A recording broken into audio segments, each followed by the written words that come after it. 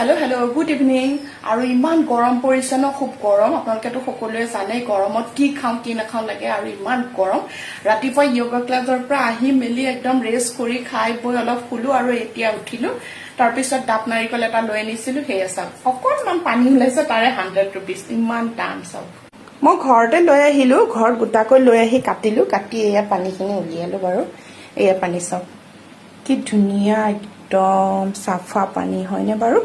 আৰু নাৰিকলৰ পানী গৰমত খালে কলে আমাৰ বহুত উপকাৰী গম পায় পেটৰ কাৰণে আৰু এটা স্লাইনৰ দৰে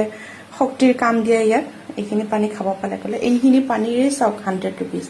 এইখন পানীৰে তো মই লৈ আহিছিলো এতিয়া খাম আৰু এতিয়া জিম যাবৰ টাইমেই হ'ল আৰু পানীখন খাই লওঁ এয়া মগত আধা মগ হৈছে বাৰু ফ্ৰিজত থৈছিলো বহুত মিঠা গৰম তো থেংক ইউ ধন্যবাদ সকলোকে